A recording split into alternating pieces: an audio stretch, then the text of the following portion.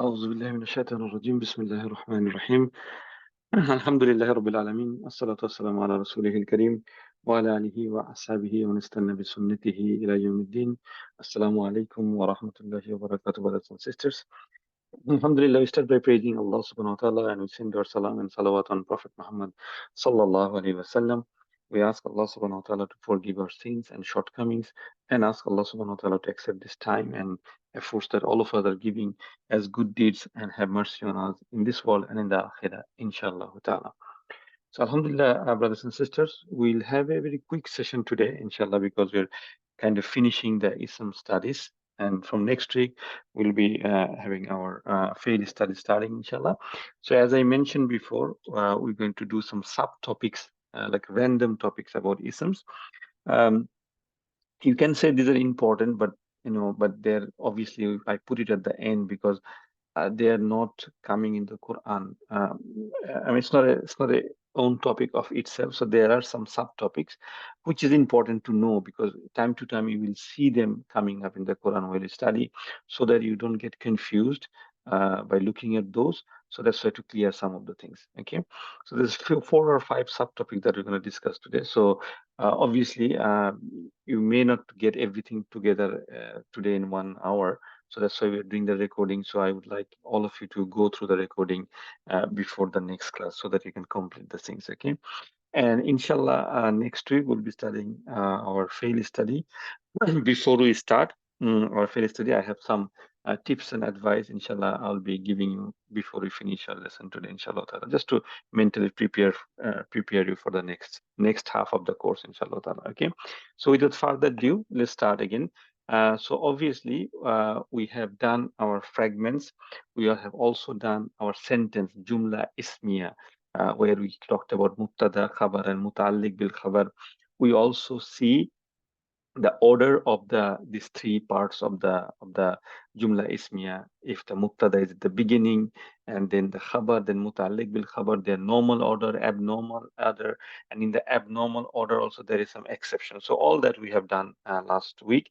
And those one is just some information. Basically, we didn't learn anything new except that these are the terminology and how they form a sentence. Okay, we still used like harf of nasab, harf of jar, mudaf and mudaf ilayh, how the rafa nasab and jar. Okay, all these things we used to form the sentence. Okay, so jumla ismiya is something that it will come up again. It will come up again because we say the jumla ismiya and jumla fi'liya, they can be in the same sentence, and we'll see them examples when we go through. Okay, so this is what we finished so far. So we started with words, four properties of an ism.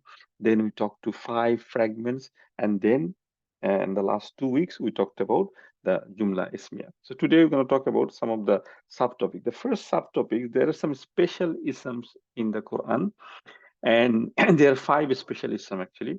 And these are the special isms like abun, akhun, hamun, famun, and zu. Now, abu means father or daddy, okay, so baba. Akhu means brother, okay. Hamun and Famun, okay, these are also something. The Famun is like a mouth, okay, and Hamun is sort of like a brother-in-law or something like that. But those two are not used, okay. So we're not going to talk about those two. We're going to talk about Zu, okay. So Abu, Akhu, and Zu, these are the three things that we're going to talk about. Why there is specialism, okay? Because they have a different type of light and heavy version, okay, light and heavy version. So if you see the chart, okay, where you have singular, dual, and plural, okay, so obviously the dual, plural just like works like the Muslim chart, okay, but the difference is if you see the heavy version is abun, aban, and abin, which is normal, right, like muslimun, musliman, muslimin. But if you see the light version, it's a bit different. There's an extra vowel is added, okay. So Abu, as Y is there, Aba, so it's just two, an alif, the red color one, and then Abi, the iya is connected, okay. The dual is also same, Abawaini, Abawaini, and Abawaini, okay. And as I said, don't worry about memorizing the dual and plural for this one, okay. Just keep in your mind that this is a special ism, okay. So if you come across it, you need to see it. And only thing that you need to remember about Abu, so when it became light, Abin is not abi only. There's extra ya in that. But extra ya also means that it is a pronoun, because we we say that pronoun, when the ana is the attached version of the pronoun is e. Okay, ana is e. So e basically ya sometimes indicates the attached pronoun. So the problem is when you see the word abi with a ya, you don't know whether it's the light version or is it the normal version with a pronoun attached with it. Okay, if you see this example, they will understand. So on the left hand side, you can see Abi Muslimun. My father is Muslim. In this case, Abi is my father, father of me. Okay, so Abi, this is pronoun in attached. It is not the light version from here. It is not the light version from Abi. Okay, so it is light plus and pronoun is attached. So it is an ism with the attached pronoun. Abi Muslimun. My father is Muslim. Okay, but the next example on the right, you see the same Abi Muslimin. Here, this Abi is the light version. So this means father, the light version, and Muslimin actually is in jar. So it is mudaf and mudaf ilay. So father of a Muslim. Okay, so that is the only thing that you need to remember. So basically, why it is special? Because they have a different light version. That's the reason there is the Abu is special. And why it's a problem? The problem is sometimes it could be my father, like it looks like it has an attached pronoun. Sometimes it looks like that it is not an attached pronoun, although they look the same. How are we going to know that? You look at the next word, Muslimun or Muslimin, and you understand from there. Okay. So obviously the word Muslimin, it is in jar status. So obviously the word before is a very good chance it's a mudaf, and mudaf is always light. Okay, so that's why it is. Okay, so just to remember that the word Abu has been used many times in the Quran, because in the stories of the prophets, okay, Allah talked about their father, and sometimes Allah talks about not only the different other stories also, the word father has come up. So that's why you need to know this one. Uh, and Akhu is also the same, very, very similar as Akhu. Zu, the word Zu is a very special word. As you can see, it says one letter and a wa. And Zu means actually something possessor of, something that is holding something, a possessor of. Okay, so Zu means that the power of something or possessor of something. Okay, and Zu doesn't have a heavy version. Okay, it's still an ism. Okay, it looks like a har, but actually it's a ism. Okay, and it also has Zu, Za, and Z, Zau, Zau, and Z, and Zu has been used also a lot of times, like for Zul Arshil Majid. Allah is the possessor, Zul Arshil Majid, the possessor of the Arsh, the majestic Arsh. Okay, so Zu is also important to know because it has been used many times in the Quran. Okay, and Zu has the light. It doesn't have a heavy version. It only has a light version. Rafa is Zu, Nasab is Ja, and jar is Z.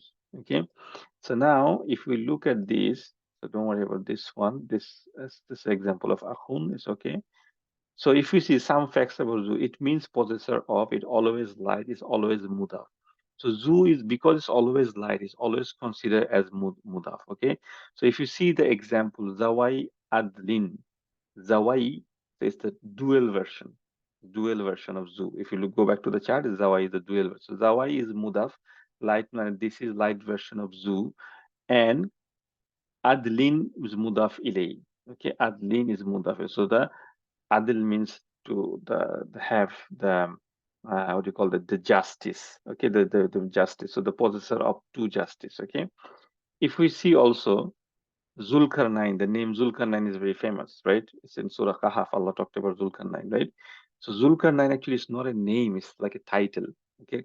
Al-Karnaini means horn, like two horns. So Zulkarnain means the possessor of two horns. It was said that, his helmet or his crown, whatever you want to, it's like it has a big two horn, okay? So that's why Allah called him the possessor of, actually, it's not his name, it's just his title. What is his name? We don't know, okay? So Zulkarnain. If you see that, if you go to the Surah Kahf, if you read it, after the, if you open the Quran and toward the end of Surah Kahf, you will see that Allah said an Zulkarnain, an Zilkarnain. Why it is Zilkarnain then?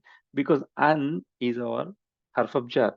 So that's a zoo becomes z here because harf of jar makes the next word z. So an Zilkarnain. So that's why when you read the Quran, you will find sometimes it's Zulkarnain, sometimes it's Zalkarnain, sometimes Zilkarnain. Why? Because zoo is an ism. It's a special ism. It's always light and it's always mudaf, but it changes because it has Rafa Nasab and Jar version, like we saw here uh, in this one. So you can say Zu, Za, and Z. Okay, so it has all the version. Okay, so depending on what is the harf before it, it changes. Okay, so an Zilkarnain. But if we say this Kulna Ya Zalkarnain, okay, now can anybody tell me why in this second example, Ya Zalkarnain, why it is Nasab? So the first one is jar because of an harf of jar.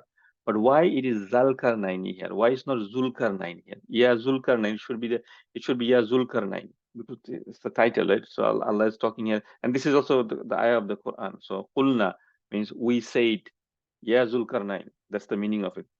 Qulna means we said. Allah is saying we said when we spoke to yeah Zulkarnain, we talked to Zulkarnain. But my question to you, why it is Zalkarnain? Why not Zulkarnain or Zilkarnain? Why it is Nasab, basically? Anyone remember? We talked about it. Because of the ya. Very good, because of the year. And what happens after year? Uh, it's like we are addressing someone, like That's fine. But that's fine. Addressing someone is up to that is fine. But why Nasab? mm, So if I say Ya Allah, right? Should I say Ya Allah or Ya Allahu? Allahu, but Hmm. I cannot remember The reason, right? Okay, okay. So reason. that's Yeah. what I was asking. So because remember the Ya, anything after Ya is light and should be Rafa normally. So Ya Allahu, Ya Rasulu. Okay, that's fine. Okay. But if the after Ya there is a mudaf, then that is Nasr. Like Ya Abdullahi. Remember the example? Abdullah. Usually the name is Abdullah. Okay. But if I say Ya, then it should be Abdullah. Why? Because the Ab is mudaf and the word Allahi is mudaf ilayh. So anything after Ya, if it is only a single word, it should be Rafa. But anything after Ya, if it is a mudaf and mudaf ilayh, then the mudaf is Nasab. Mudaf is Nasab. Okay. So that's why Ya Zalkarnai, not Ya Zulkarnai. Okay. Because Za is a mudaf here and Al Karnaini is the mudaf ilayh. Is everyone clear here? Okay, good. Okay. If you don't understand, let me know, please. Okay. And then we also have in the Quran Zul Arshil Majid. In this example, Zu is Rafa because by default it's Rafa. So here in 3 sentences, we can see 3 status of Zu. Okay, just to make you understand. And all 3 are from the Quran, right? So Zil Karnain because of An Harf of Nasab. Kulna Ya Zal Karnain. Okay. This is also, if we say Inna Zal Karnaini, that's also fine. Okay, Inna Zal Karnaini, because is Inna make it Harf of Nasab, right? And Zul Arshil Majid, there's no reason for it to be Rafa Nasab or Jar, so that's why Zul Arshil Majid. This is also from Surah Al-Buruj, Zul Arshil Majid. Okay, so the possessor of the majestic arsh is Allah talking about himself, right? So here it is Rafa. So Zu can be Rafa, Nasab, or Jar. Okay, and these are their version. So that's what you need to remember, because Zu has been used not only in Zulkarnain and the names of Allah, in other places also. Zu has been used in many times in the Quran. So you should know that this is specialism, always light, always mudaf, and it has 3 versions: Zu, Za, and Z. Okay, everybody? Okay, good. There's another word for Zu in plural. Okay, it's called Uli. Okay, that's the plural of Zu, Uli. Okay, this is also a special word, but this is the plural form of Zu. Okay, but there's a different word. Okay, so Zu means possessor of. Uli also kind of means possessor of, but it's different. Like for the one place Allah used this Ulil Albab. Ulil Albab, meaning the the possessor of albab, meaning the people who are and has wisdom. Allah called them ulil albab. Okay, so that's another word for that. Okay. Next thing I'd like to show you as a subtopics. This is just an observation. This is not a topic here. Okay. If you see in the middle example, so don't worry about the description here. You can read it later, but just look at the example here. So kitabu is rafa, kitaba is nasab, kitabi is jar. We all know that. Bu, ba, bi, right? If I add ya with each of them, kitabu plus ya has become kitabi. Kitaba plus ya also become kitabi. Kitabi plus ya also means kitabi. So what we're trying to say here, sometime, because the problem is, the ana has the attached pronoun e. When ya is attached with something, it loses its harakat. So bu ba bi had lost the sound u a e because we have added a ya with that. And there are other words also like this, okay? So how are we going to know? So if you see the word on the left hand side, this is kitabi, you don't know whether it was rafa before, nasab before, or jar before, because bu also become b, ba also become b, and b also become b. Okay, so for this case, you have to check the whole word or other context to find this out. Okay, for other pronoun, it is fine. For example, if you look at the bottom, okay, kitabuka, buka. So you can easily say kitabu was rafa, and then ka has been attached as a pronoun. Your book. Kitabaka, it's a nasab. Kitabika, okay, it's the jar version. Okay, so you can see this kitabuhu, kitabaha, bahu, kitabihi. So those fine. So, but the problem comes when it is the ana, the attached pronoun, because when ia gets attached with another one, that the other letter loses its harakat, so it becomes e in three cases. So you need to check before with some other clue. So that's why the reason to show you this, if you see a kitabi like this, okay, kalami like this, any word with ya, you just have to be careful whether is the attached pronoun and what was it before attached pronoun. You have to look for other clues nearby. Okay, so just an observation that sometimes you will find, especially with the ya, like just we saying abi, same thing like abi. Okay, just like that. Another subtopic for today is kullu. We talked about kullu in special mudaf, if you remember, and we said kullu when it is light, then it's special mudaf. When it is heavy, it's the normal word. Okay, so kullu has different meaning actually. So in general, it means all. Kullu means all or each and every. Okay, or the whole entire thing. But it has some other implication. So if you see on the left hand side chart, mudaf ilayhi, if you see kullu plus a word which is common, okay, the mudafila is common, then it means each and every. It means each and every. If you see singular, okay, so kullu is singular and that proper, okay, the word is singular and proper, then it means whole thing or the entire thing, okay. If you see the kullu is added with a plural word and that is also proper, that means all of it. So look at the example on the right hand side. If I say kullu masjidin, masjidin is singular, okay, and it is common. Masjidin, tanween is there. That means each and every masjid. Kullul masjidin. Okay, kullul masjidis. No, shouldn't be din. It should be d. That is mistake. It shouldn't be double j or double kasra. Okay, it should be one kasra. Kullu masjid. That is proper and singular. Okay, that means the whole masjid. See the difference? So each and every masjid means, suppose if I say each and every masjid in Sydney has a member, that means each and every masjid. But if I say the whole masjid is decorated, okay, that means I'm talking about one masjid, but that masjid wholly popular, not each and every masjid. Okay, so there's a difference there. Okay, and if I say kullul masjidin, meaning that is proper and also plural, masajidin, kullu masajidin. Masajid is the plural of masjid. That means all of the masjid, all of the masjid. Okay, so all of the masjid. So this very very slight difference. Okay, also the Arabic word kullu, it means all, everything, whole, whatever it is, but it doesn't literally mean that. It means a great number. Okay, so sometimes in the Quran, this is a thing in Arabic. Okay, so when you use the word kullu, okay, uh, people think it means all. It is means all in general, but it doesn't mean that everything included, each and everything. Sometimes there could be some exceptions. It means basically it means a big number, a big number. Okay.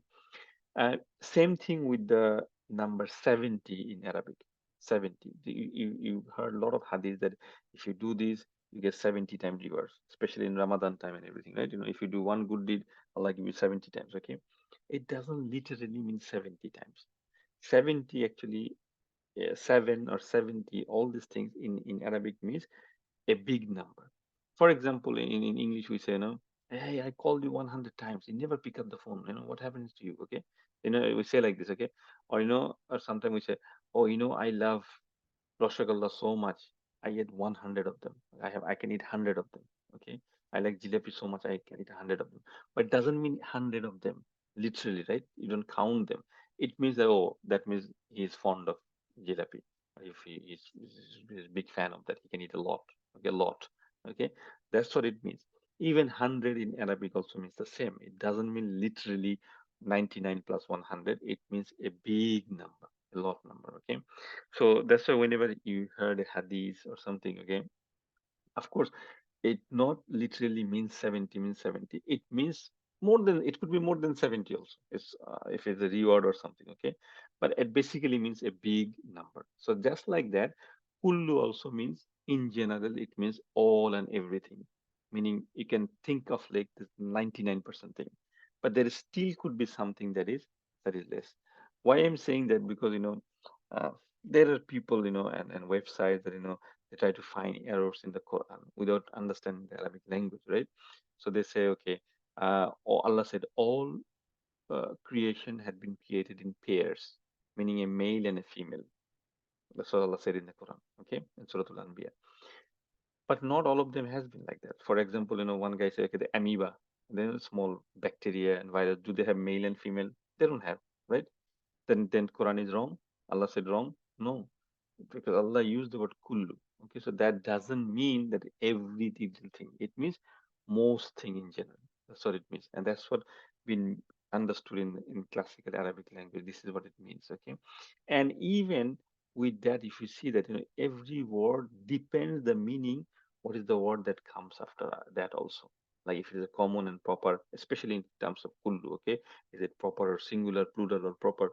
There are other meanings also in that. Okay, and there are other studies in advanced level that you take a word, Arabic word, and you can see the morphology of the word. Okay, and you can see where the word comes from. There's a more advanced study, but just to give you an idea, because this word kullu is everywhere in the Quran almost, right? So that's why we need to understand that. Okay, what does it mean, and when does it have some meaning changes and everything? Okay, so that's what I wanted to tell you here, inshallah. Here, okay. Next subtopic, let's see. Okay, comparativism. This is an important topic actually, and this is also something that you need to learn. Okay, so comparativism means there are some words in Arabic they compare with each other. Okay, so for example, in English we say good. The compare word is better. The best word is like superlative is called best. Good, better, best. Right? We have this thing in English, right? So one is called, I think, I don't forget the terms. There's a good, and then it's called comparative and superlative. Okay, so comparative means that better means, okay, between these two, this is better. And best means the best. Okay, so the superlative. So Arabic has a similar concept, okay, and we need to know that, okay. But that depends with ism. That depends with ism, okay. So the comparative isms are partly flexible, actually. Usually they are partly flexible. And they are used for both masculine and feminine. So comparative words are partly flexible most of the time, and they are used for both masculine and feminine. So there is masculine comparative ism and feminine also. For example, Akbar, Akbar. Okay, Akbar can be used for masculine and feminine. Huwa Akbaru, Hiya Akbaru. He is bigger, she is bigger. Okay, you can use that one. Okay, the word Akbaru is a feminine.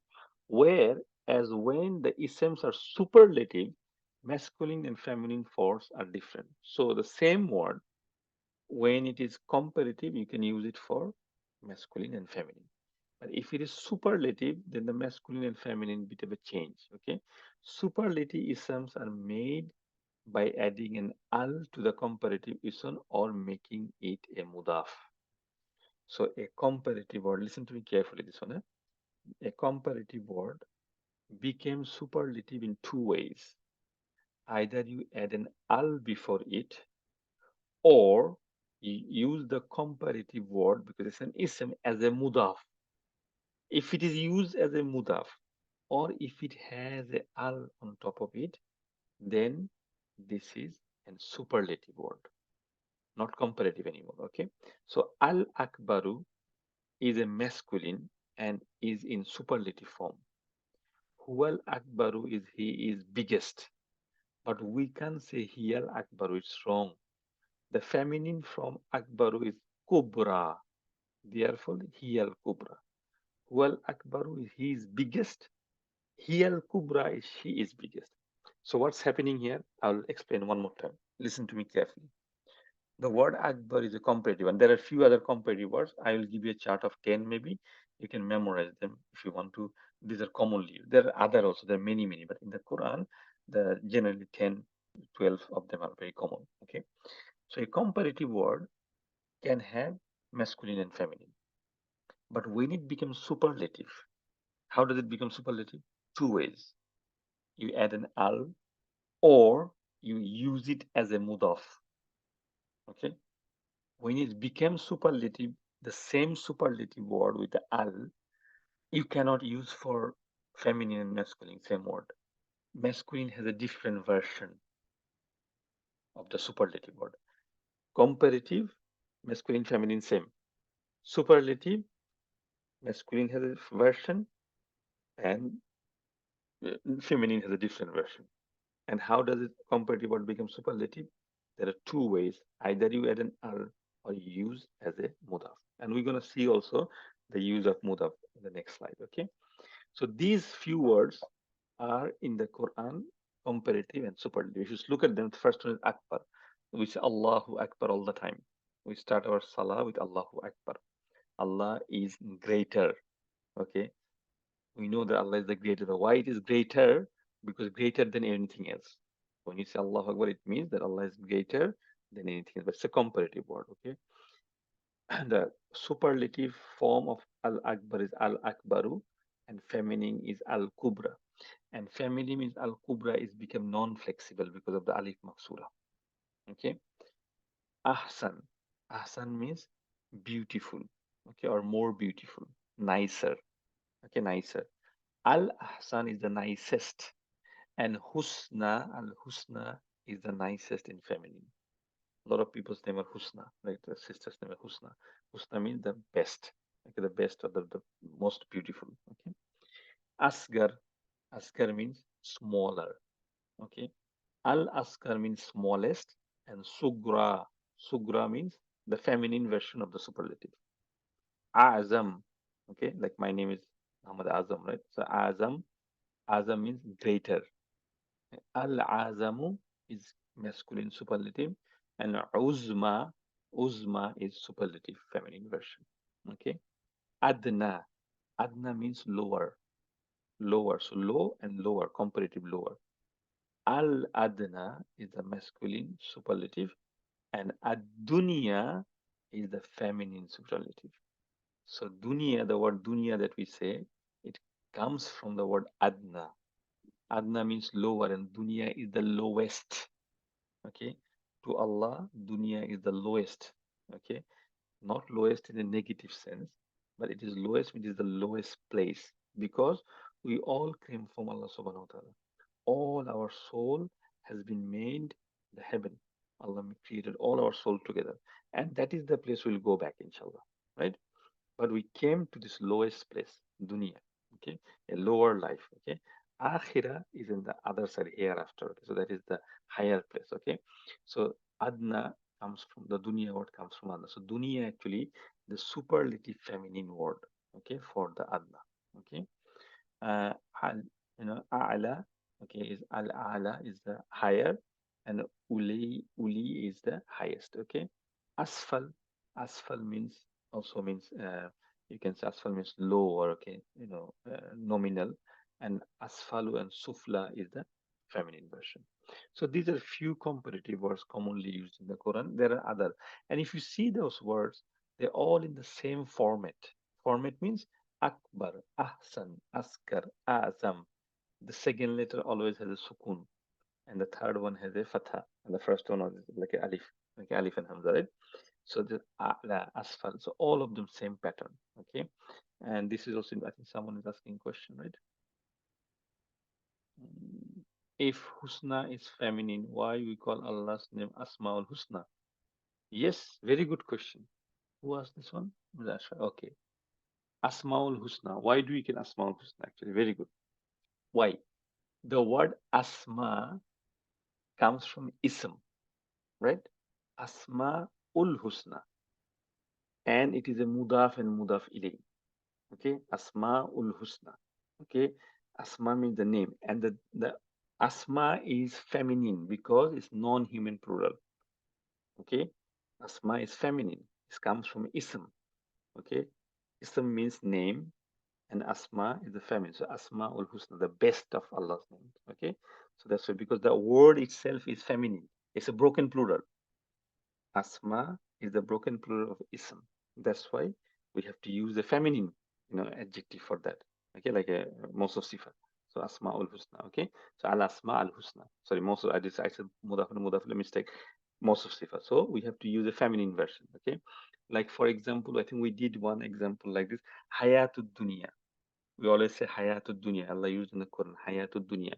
The word hayat with a ta marbuta is a feminine word. That's why we have to use the dunya, the superlative form. So that's like asma is the feminine. It's a, the word is not feminine, but because a broken plural, non-human broken plural. So obviously it's feminine. We know that, right? So that's why it is asma husna. I hope it's clear, brother, right? Okay. There are other words also. So these are comparative words, as you can see. At the bottom, you can see abkamu, a'raju. Okay, there are some words for handicapped people. Handicapped people means a guy who's a mute or a deaf or blind, okay, or doesn't have one limb, okay, maybe he lost a hand or something. But these are very uncommon. There is some uses in the Quran, okay, but I don't want to go through them at the moment. So we can discuss them. But these are also follow the same pattern. Apkamu and Azamu.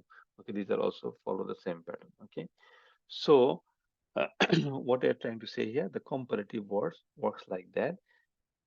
The words for handicap issues like Afkamu and Ajam, they also use, but they're not that common, just like this one. So we're just going to skip those one for now. But as for your knowledge, you know that these are also same format, the same kind of format.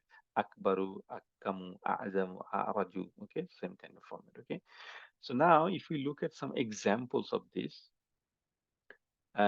so when the superlative are mudaf, they won't have and they become fully flexible. Okay, so the superlative when they become mudaf, the superlative when they become mudaf. So as I told you, the comparative word became superlative in two ways, by using an al or by using a mudaf. When they used as a mudaf, they become fully flexible. Okay, example from the Quran of superlative. فإذا جاءت الطامة الكبرى. Okay, so if you see at-tammatu is a feminine word, and al-kubra here is also actually a feminine word because it's the greatest one. Okay, so here at-tammatu is feminine and kubra is feminine and superlative adjective. Okay, so this is superlative. This kubra becomes superlative. How? With adding an al, by adding an al. It's not a mudaf here, it's a mawsuf sifa here. At-tammatu al-kubra is a mawsuf sifa. And this one is superlative. How do we know? Because it has a al before that. That's why it's become al-kubra. Again here, falahun asma'ul husna. The brother just asked before, right? So the same example is here. See, falahul asma'ul husna. Al-asma'u is feminine, broken plural. See, as I just mentioned, right? Okay. And al-husna is feminine and superlative adjective for al-asma'u. So again, it's most of sifa. Everybody clear? So these two examples The comparative became superlative by using an al. Okay. Next example from Surah Teen. There are three examples from Surah Teen. If you know this, summa radadnahu asfala safilin. The word asfala is a comparative word. Asfala. We had this in the list, right? But here, asfala is working as a mudaf. See, alif, no alif lam is light, and safilina. Safilina is a jar here, ina. Okay, so in this case, this is not comparative anymore because it's a mudaf. It becomes superlative. Okay, and it means but we will reduce them to the lowest of the low. Asfala safilin, the lowest, not lower anymore. Lowest. Okay. لقد خلقنا الإنسان في أحسن تقويم. Again, أحسن is a comparative word, but here it becomes superlative because it is a mudaf. Because the taqimin is jar here. Okay, taqimin. Okay. Same here. Alaysallahu bi ahkamil hakimin. Ahkam bi ahkam. Ahkam is also another word. Ahkam. Okay, like the just. Okay. So here it is the greatest just. Okay, the superlative one. Okay. The superlative greatest ruler. Okay. So what we learn basically, comparative word can be used for masculine and feminine. When they become superlative, they have a different masculine version and a feminine version. How do they become superlative? Two ways, either by adding an al or when they are used as mudaf. Okay, clear everyone? Okay, that's fine. Okay, I think we have one more subtopic. Any questions so far? No, all good. This is a very common wa thing. It's an easy one. This is called harf ataf. So wa is a harf. We talked about one of the wa, that is wa means I swear, like I'm going to take oath on wal asri, wal layli, wal kamri, or shamsi, right? We talked about this harf of jar. This wa means and, okay, and this is a harf ataf. This is a special kind of harf, okay. And the next word that comes after wa is called matufun alayhi, okay. Basically, wa has no power to do anything. It doesn't make something rafa or nasab or jar. It is a normal wa, but it has only one power, one little thing. What it does, it transfer the status of the word before it and pass it to the word after it. So, and what is and in English mean? And is a joining thing, right? So if I say me and you will be going to the mosque, me and you, so we are going together, okay? The books and the clothes has to be packed up properly, okay. And okay, so and is joining. So what and does in Arabic, it joins like it joins in English. The only thing, whatever word comes after and, meaning if there is a ism after and if that ism is rafa, the word that comes after it, the next word is also will be rafa. If it is jar, the next word will be also jar. If it is nasab, it next word will be nasab as well. So it kind of passes the status of the ism to the word after it. Okay. So that's it. That's it. It does nothing else. Okay. That's what it does. Okay. So harf ataf matches only in status. It won't match in gender, number, or type. So gender, number, type, it doesn't take care of things. Only the status. Okay. When it is with ism, it carries forward the status. In case of fail present tense only, the status is normal, light, or light. We talked about the fail later. We'll talk about the fail later. Okay, present tense. Okay, grammatical effects are seen only in isms and present tense. Okay, so if we see this one, Allahu ar-Rasulu, because the word Allah is in Rafi status, the word Rasul is also ar-Rasulu.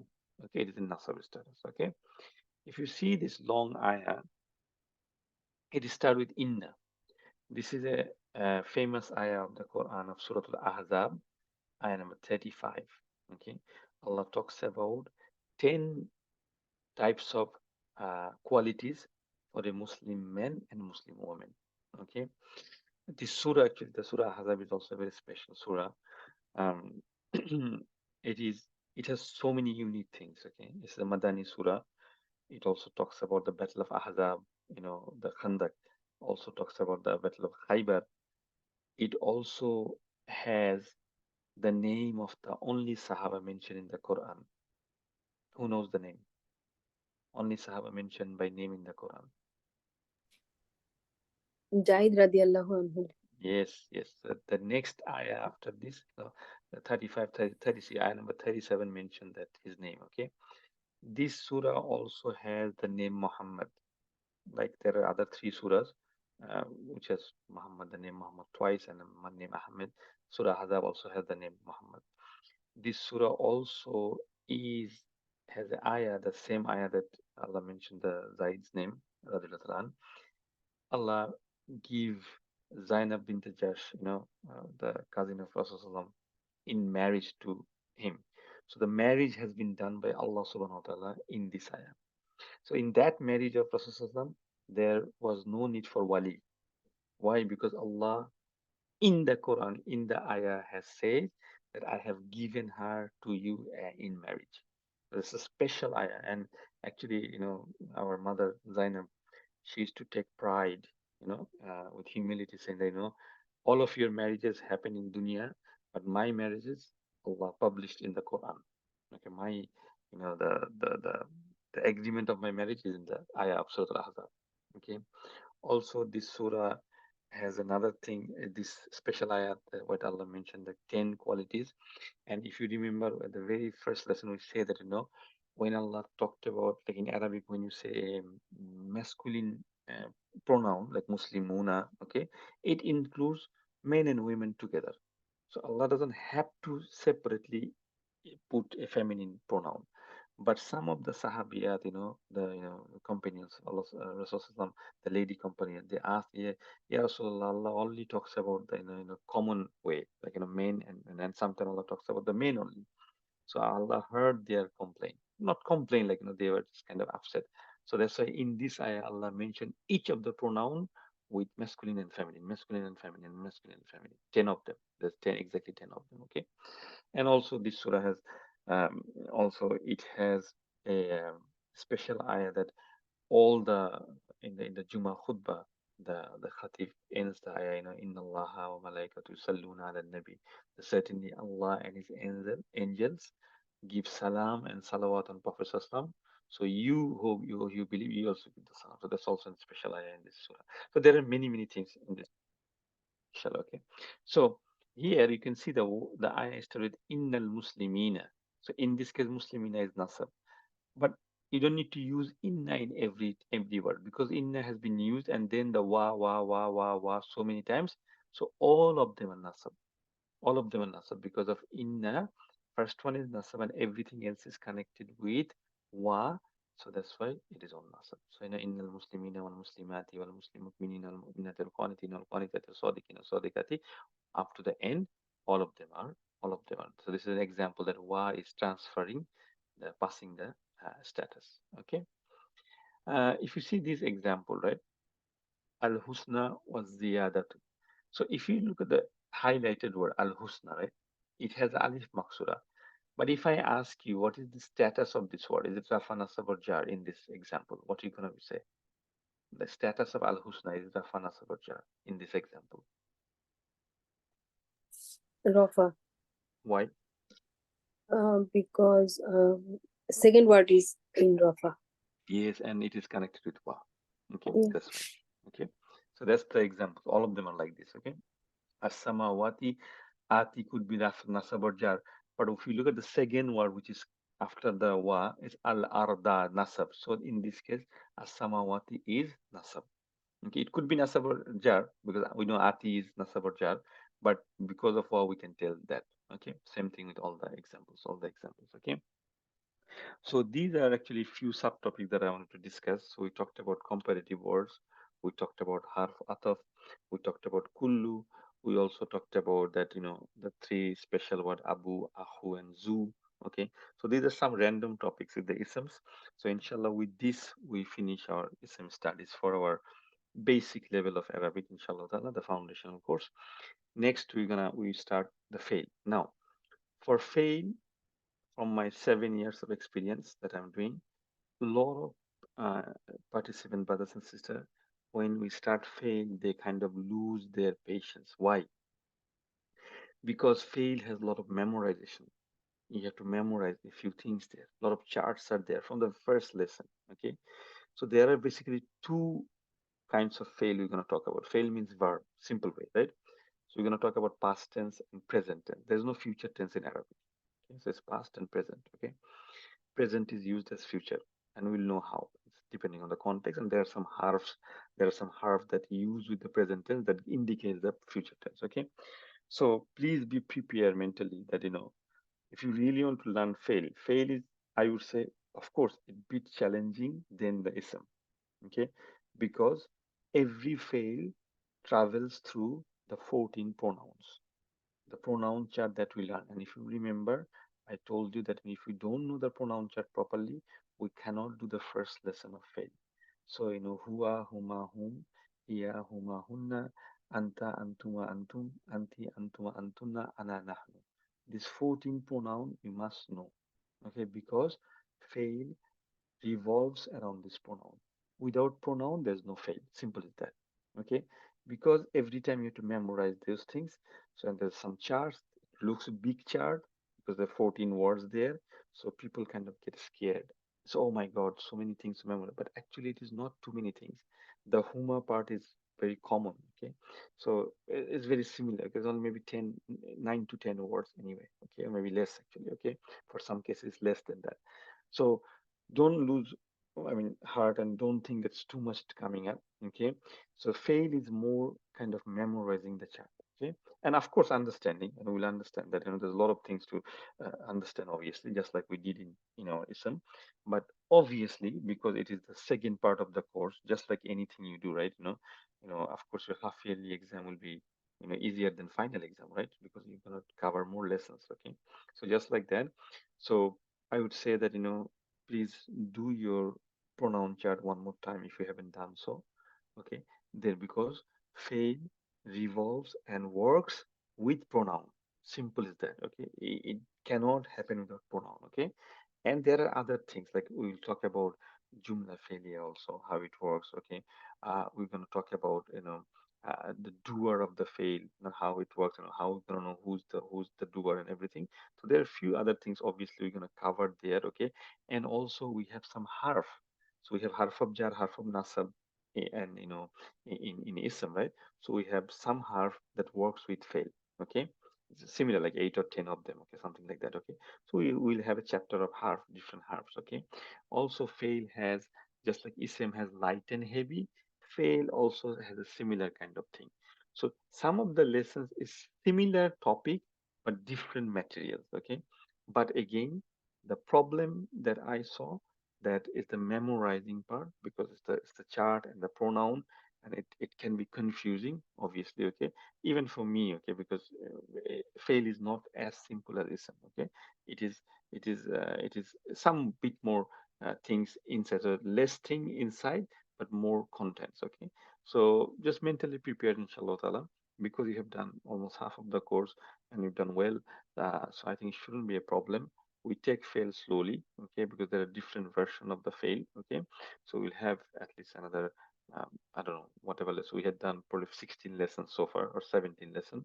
So we definitely need another 15 lesson minimum, at least 15 lessons more on the fail. Okay, inshallah ta'ala, and then we'll finish the course, inshallah ta'ala. So I make dua that you all, Allah give you clarity and understanding so far what you have learned, and inshallah Allah make it easy for your next half of this course, inshallah ta'ala. Okay, but fail is interesting, and you will see that it is obviously used in many, of course every ayah has kind of fail and everything, right? Fail and ism. So we need to learn it, but just be patient and try to memorize the pronoun chart before you start. If you know the pronoun chart properly, then it is really easy. It is really easy. Okay, and if you know the sound, like u, a, e sound, when it's rafana sabaja, that also has some implication. We'll see that. Okay, those things we're not gonna stop, because it's gonna keep coming. Okay, so inshallah Allah will make it easy for all of us. Okay, so with this, inshallah, we finish today's lesson. Jazakallah khairan. If you have any question, you can ask me. If not, I'm gonna close the recording now, and then you all have a good night, and we meet again next week, inshallah ta'ala, with our first lesson of fails, inshallah ta'ala. Okay, assalamu alaikum wa rahmatullahi wa barakatuh.